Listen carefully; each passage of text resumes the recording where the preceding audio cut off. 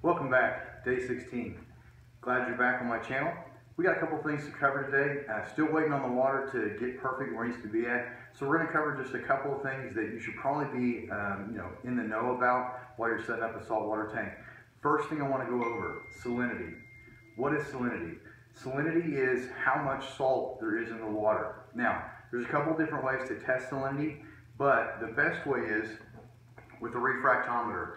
I know you guys have seen me using my hydrometer, and that's a good way to get pretty close, but you're still going to be kind of off. So what I would suggest is saving a little bit of money and not wasting your money on the hydrometer, and saving a little bit and then going ahead and getting a refractometer. We'll go ahead and get it out so you can see what that looks like. And this is it right here. Basically how it works is you open this end up, add a few drops of your saltwater solution that's in your tank to here, close this, and then find a light source to go beam directly down and look into it, and it'll tell you exactly where your salt water is. As far as levels, there's a lot of debate as where your level should be whenever you are doing salt water.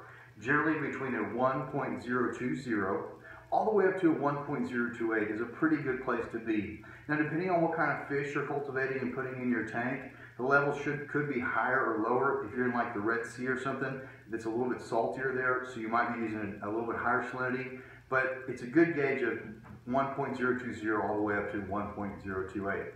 And that's what that is. That's your refractometer. These are really great. It can help you get a really great reading.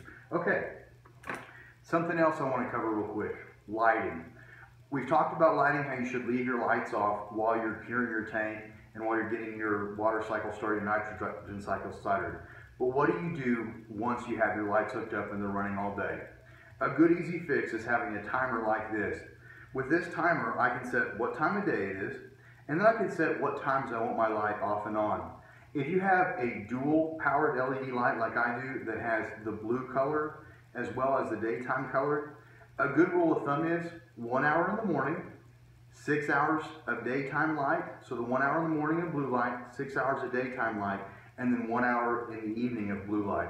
And that'll get all the different types of wavelengths that you want to get into your water. It's good for the fish, and also when you decide to move on to corals, it's good for them too. Once again, this is day 16. Here we are. Tomorrow I'm going to come back and we're going to talk about a couple different things. I've actually got a new water testing kit that I'm going to use and show you all how to use that. So we'll see you next time on The Humble Aquarist.